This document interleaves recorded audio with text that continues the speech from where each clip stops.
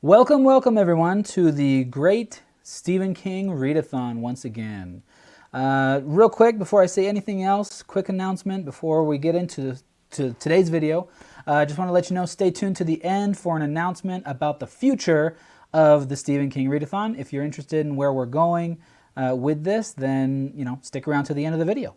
The reason I say that, you guys, is because the future of the Stephen King Read-a-thon has been a little uncertain, but I think I've come to some conclusions. I've made some decisions about where I want to take this.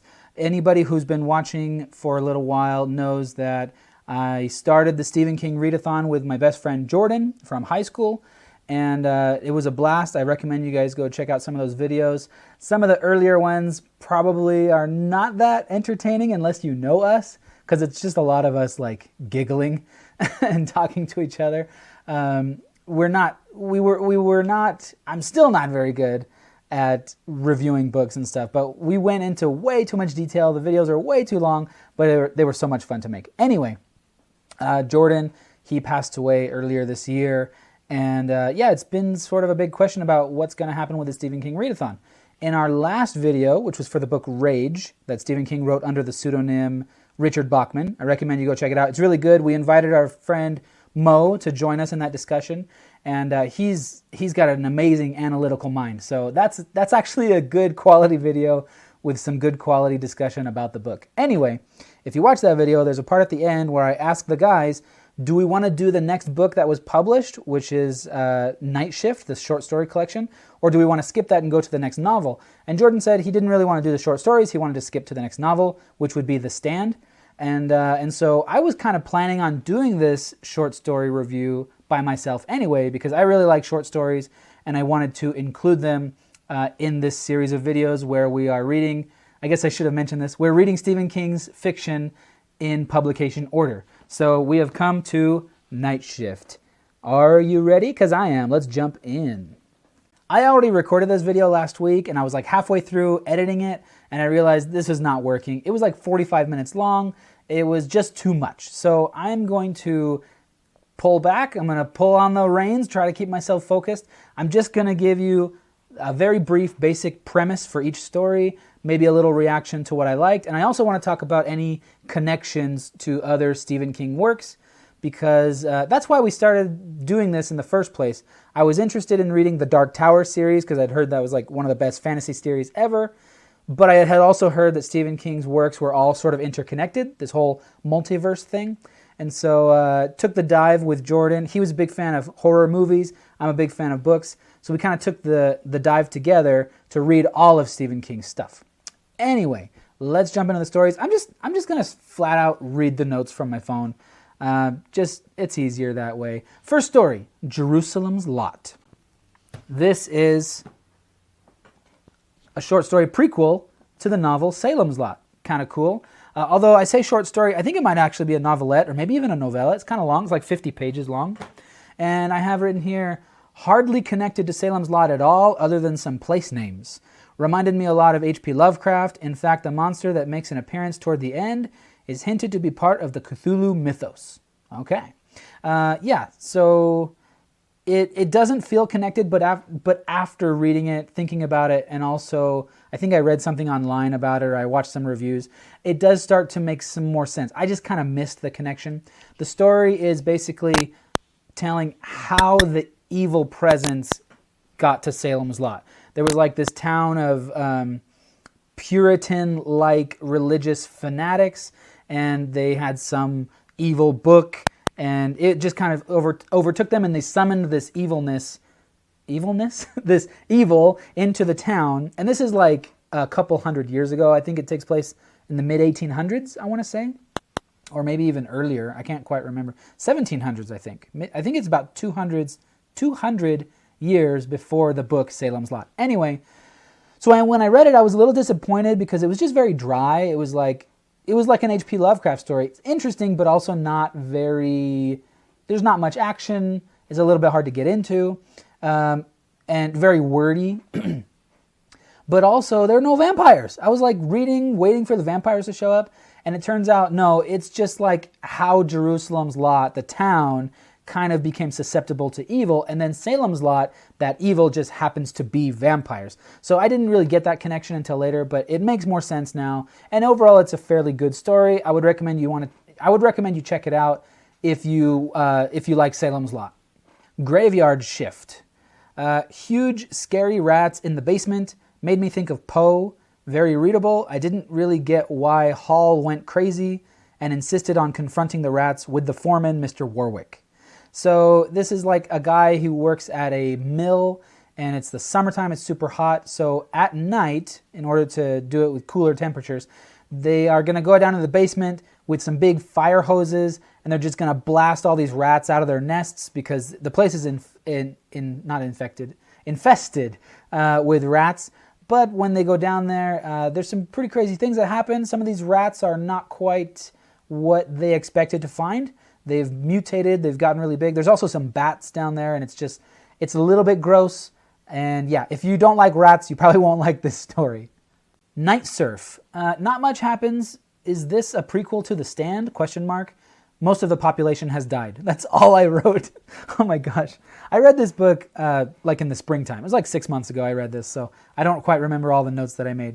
Yeah, basically, I did feel like maybe this must be connected to The Stand, because I've already read The Stand, and in this story, the super flu that they colloquially refer to as Captain Trips has basically annihilated the population.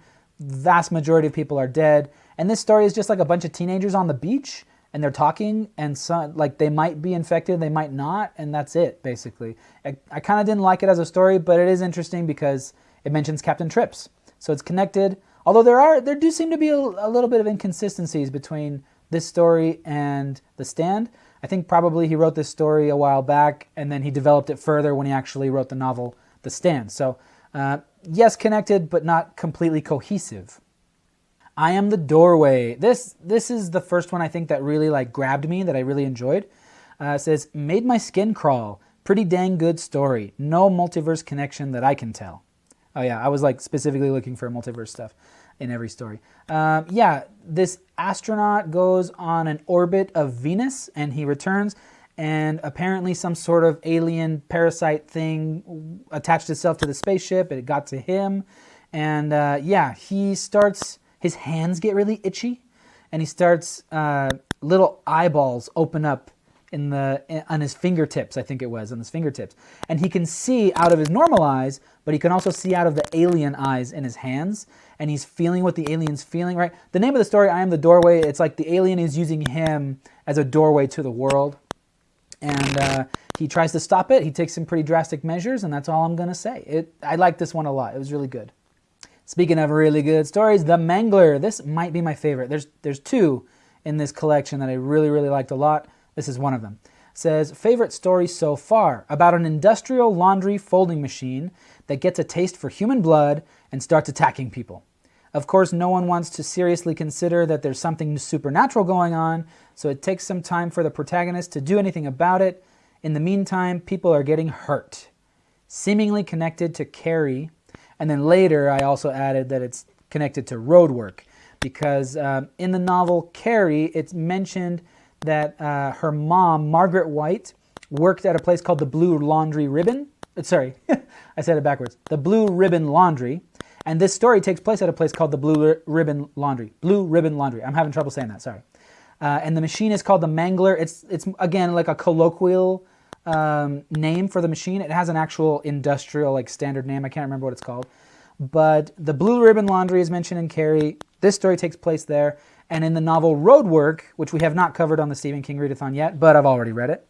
Roadwork, the main character worked his entire career at the Blue Ribbon Laundry, and the machine called the Mangler is specifically mentioned by that name in Roadwork. So the names are the same, but you kind of get the sense that I don't think that all three of those locations, in those three different books, I don't think those are all the same location. It seemed to me like this short story, The Mangler, probably took place in either the Blue Ribbon from Carrie or the Blue Ribbon from Roadwork, but that the Carrie and Roadwork ones were not the same place. They're like different franchises in the same company, I think. It's not really explicitly stated. It's sort of hard to to know, but I think Roadwork took place in the Midwest, and so that doesn't really jive because Carrie takes place in Maine. So anyway, not that important, but I like to look for these fun connections. The Boogeyman.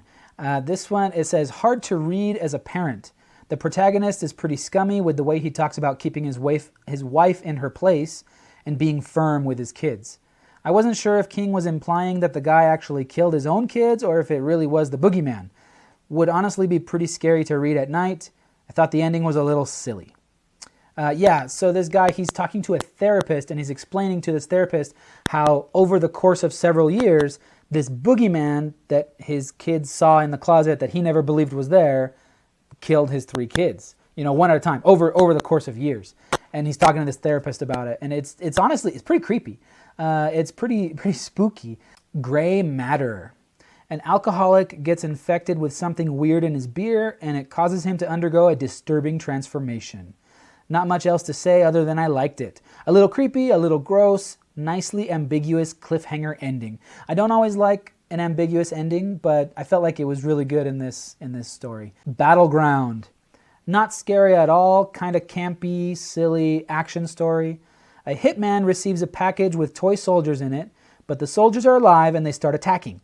The whole time I kept wondering why he doesn't just stomp on them quickly, but I guess they were tougher than I realized. I loved the movie Small Soldiers as a kid, and this had a good twist ending. Maybe not a twist, I don't know if that's the right word, but an unexpected ending, a very exciting ending that I liked a lot. I'm not going to spoil it for you. It was really good. Trucks. Okay. Maybe my favorite story in this collection so far. Similar to the Mangler, and I love that one too. Maybe a pattern. Maybe an early version of the book Christine? So in this, let me just read what I wrote, sorry. When I first heard about Christine, I honestly thought that was kind of a lame premise and that I wouldn't enjoy that book much, but if it's anything like this story, then I'm sure I'll love it. Semi-trucks become sentient and start killing people. Later, buses, pickup trucks, and tractors join in as well. The story centers around a group of people who are trapped inside a truck stop diner. As soon as anyone steps outside, they are run down and killed by the machines. But what will happen when the trucks run out of fuel? That's the big question, right? It says, such a vivid representation of what this horrific situation might actually be like. King really makes you feel like you're there. Loved it. This is one thing that I think is a really strong quality in a writer. Of course, this is a fantastical situation that would never really happen, but when you're reading this, you really feel like this is something that King lived through or that he really understands, and it just really puts you there. I was scared for these characters. I liked it a lot. And yeah, about Christine. Christine is a book that he wrote a little bit later. I haven't read it yet, and it's about a car that comes alive and kills people, I think. That's what I've heard. And yeah, so now I'm really excited to read Christine because I love this story. Sometimes they come back. Dang creepy, terrifying. A high school English teacher struggles to deal with the ghosts of his past and the memory of his murdered brother. Quite scary until you start to understand what's really happening. I won't say that part. That's a little bit of a spoiler. Yeah, the first half, really creepy, really scary. I loved it.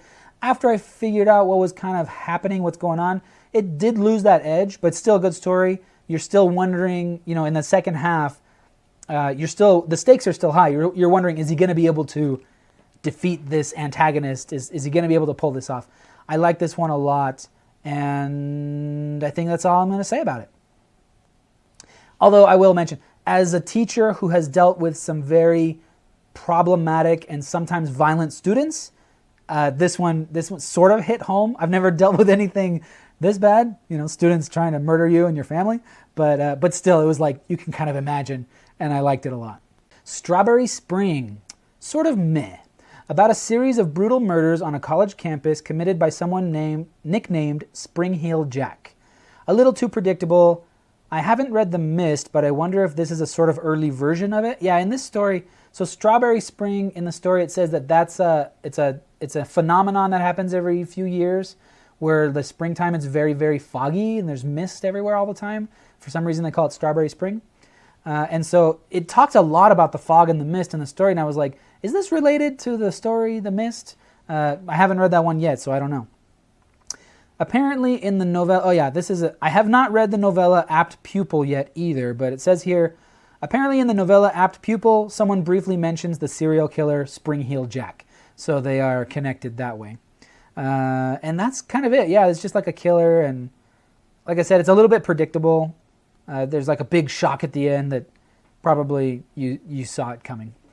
The Ledge. What do you do when your wife cheats on you with a tennis pro?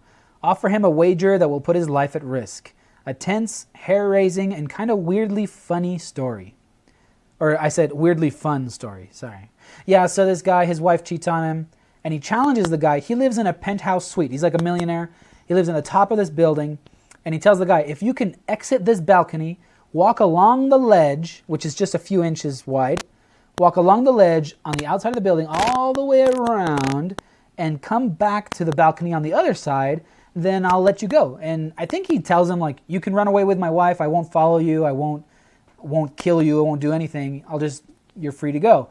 And if you refuse, I'm going to shoot you. Like, I think he forces him to do it at gunpoint or something. And so the whole story is this guy on the ledge. It's really tense, and he's trying to get his way around the building. I liked it. It's pretty good. The Lawnmower Man. This one, The Lawnmower Man. So very weird. When a homeowner calls a lawn care service to mow his grass that has gotten way too long, the lawnmower man who shows up to do the job is definitely not what he expected. Creepy, unexpected, violent, and disturbing. Yeah, I don't even know what I could say about this other than that. It's just super bizarre. Yeah. And apparently it's nothing like the movie. I guess they made a movie called The Lawnmower Man, and it's like this futuristic sci-fi thing. This is not that, for sure. Quitters, Inc. I can see why this story has been anthologized multiple times. Oh yeah, I have this story actually included in A Century of Great Suspense Stories, edited by Jeffrey Deaver. So I have it in this collection, anthology, and it's also included in Masterpieces of Mystery and Suspense, compiled by Martin H. Greenberg. So when I saw that, I was like, oh, this must be pretty darn good if it's included in both of these. And I was not wrong. It is really good. A great example of a simple hypothetical situation explored to see what it would actually be like. A guy resorts to a service to help him quit smoking. They use quite unconventional methods, including violence toward him and his wife and son. Will it be enough to get him to kick the habit? You got to read it to find out, you guys. All right. Yeah, that's a good one. I Know What You Need. This is a longer little synopsis here. It says, I'm going to spoil a large aspect of this story. I wrote these notes as if I was saying them in the video, because I normally write like what I'm going to say, and then I try to like paraphrase it. This time I'm just reading it off the phone. I'm sorry. That's lame. I'm going to spoil a large aspect of this story, but I don't think it's a big deal because the title, together with the opening scene, give it away in my opinion. Yeah, if you're not thinking about it too much, you might not see it, but like if you're observing, if you're an observant reader and you're paying attention, you're probably going to get the big twist right at the beginning. Says, this story is about a couple college students named Elizabeth and Ed. The spoiler is that Ed has some sort of power that he can like read minds or something, and he uses this ability to give other people exactly what they want, thereby gaining their trust/affection. The story starts mundane but turns sinister and creepy toward the end. I really like how King explores the idea that using other people's private thoughts and desires in a calculated way to manipulate them into liking you is akin to rape. There's like a whole part and he's like, it's basically rape. Like you're manipulating me with my own thoughts, you know. Overall, I like this one, but the ending, which I will not spoil for you, kind of fell flat for me. By the way, much of the story seems to take place at the same university that Strawberry Spring did. Both mention a student hangout called The Grinder. Also, a character in this story has a copy of the Necronomicon, which is a fictional book that appears in several stories by H.P. Lovecraft and forms part of his Cthulhu mythos. Yeah, the Necronomicon, it's been mentioned in a handful of Stephen King stories. And like I mentioned, Jerusalem's Lot is also sort of loosely tied into the Cthulhu mythos. So that was an interesting tie-in. And that's all I need to say about that one. Yeah, it's a good story. The ending was, like I said, you kind of see this whole premise that you kind of see from the beginning. It's treated as like this big reveal at the end. And so you're like, oh, like I already knew that. But other than that, I thought it was great. Children of the Corn. There's a reason this story is so famous. Unsettling and excellent in pretty much every way. The supernatural elements surprised me. Highly recommend to anyone who likes a creepy story. Yeah, this one's really good. And like I said, there's a reason it's so popular. I have never seen the Children of the Corn movies. I've seen little bits, little snippets, but I was like explicitly forbidden from watching those movies when I was a kid. And so I didn't know that there was a supernatural element. I thought it was just the kids, the children of the corn, being weird for no reason. But yeah, anyway, great story. I recommend it. The Last Rung on the Ladder. Not scary, but full of suspense. The tension! Exclamation mark. And after the tension has passed, it's one of the saddest stories I've ever read. That's true. This is the kind of story that makes you want to call your mom or your brother or whoever and tell them you love them. This story really reminded me of an interaction I had with a student once where she missed like a couple weeks of school. And when she came back, I asked her what had been going on. And she was like, well, I was going through some stuff or whatever. She was having issues. But she told me not a single teacher called to see if I was okay, if I needed anything, to give me my assignments or anything. And it made me feel so bad. And I realized that I had kind of judged her. She was one of these kids that, she didn't really take school all that seriously. And I thought she was a little bit of a troublemaker. And honestly, it was like, I'm not going to go out of my way to help you if you're not doing your work while you're here. And I regret that. I felt really bad after she told me that. And it really kind of changed the way that I treated my students after that. I really tried to make an effort to reach out when a student missed more than a day or two of school, So anyway, this is your PSA that if you know someone who might be struggling, reach out to them or, just call your mom and tell her you love her, you guys. It's not, she needs to hear that too. Anyway, this story, this guy, he's like a big fancy lawyer, and he tells a story about his childhood growing up in a small town in Nebraska. Oh, that's another thing. Yeah, there's a connection. He grew up in Hemingford Home, Nebraska, which is a fictional town, but it's also included in The Stand. Mother Abigail from The Stand lives in Hemingford Home, Nebraska as well.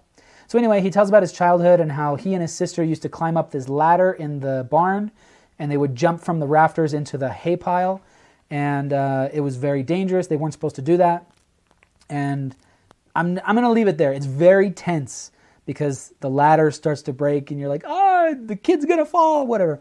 And it's very tense, and it's very sad. The Man Who Loved Flowers. This is a very short story about springtime in the city when love is in the air and everybody is a bit friendlier to each other. There's a twist at the end which is not as unpredictable as King probably wanted. Yeah, again, I don't know if it's just me, if it's Stephen King. I feel like there's been 3 stories here already that I've mentioned that like there's a big twist at the end, but it's kind of obvious already. He does have a good twist ending sometimes, so I don't know what it is, but this one, it's like, yeah, I saw that coming a mile away, but that's okay. It's not a bad story, and it's super short. One for the Road.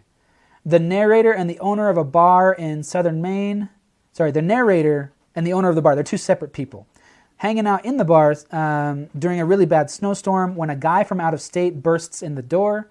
He's half frozen. He tells them that his car got stuck in a snowdrift on Jointner Avenue, not far from the interstate 6 miles south, and he left his wife and daughter in the car to go looking for help. The 2 locals are visibly upset. Why? Because 6 miles south is the turnout to go to Jerusalem's Lot. This is a short story sequel. This one takes place a couple years after Salem's Lot. So we got 2 Salem's Lot stories in this collection, you guys. It's great. This story is set 2 years after the events of Salem's Lot. It was cool to get to see about what has happened there since Ben and the kid, was his name Mark? Did what they did at the end. Sorry, I'm including spoilers for Salem's Lot here. They did what they did at the end of Salem's Lot. Not much has happened. Out-of-towners occasionally disappear, but the locals know to stay away. They know there are vampires, but they won't really speak about it. Well, the out-of-towner, in this story, the out-of-towner obviously wants to go back for his family, and the 2 locals decide to help him out, reluctantly. But they'll have more than just snow, wind, and freezing temperatures to deal with. Dun, dun, dun. Yeah, that's a great one. I like that one a lot more than Jerusalem's Lot. Like I said, Jerusalem's Lot, the short story in this collection, is a little bit more dry, not all that exciting. This one is more tense. You know the stakes, and it does have a little bit of action. Last story, you guys, last one here, The Woman in the Room. This is a story about an adult man dealing with the fact that his mother is dying of cancer. The son visits her several times in the hospital, and the main conflict of the story is that he's trying to decide if he should kill her and put her out of her misery, or allow her to keep suffering and slowly die. Overall, I thought it was kind of meh. I thought this was actually not a great way to end the collection. I thought it should have ended with One for the Road, especially since, the title, One for the Road. It's like the last one for the road. Here you go. You're ending the collection. Go on. Anyway, this story mentions The Terminal Man by Michael Crichton, so I thought that was kind of neat. I did a review for that book here on the channel, so check that out if you want to. You guys, that is Night Shift. That is all 20 short stories from Night Shift, his first short story collection. I thought it was overall really great. I enjoyed it quite a lot, and I recommend practically anybody check it out. One quick note, you guys, I've mentioned this on the channel before, that a lot of Stephen King books, in fact, I think all of the novels so far, they've got some explicit language, they've got some sexual content and just mature themes and things like that, that a lot of my close friends and family are not interested in reading, and I think a lot of people out there maybe avoid Stephen King because of that. I know I did for a long time.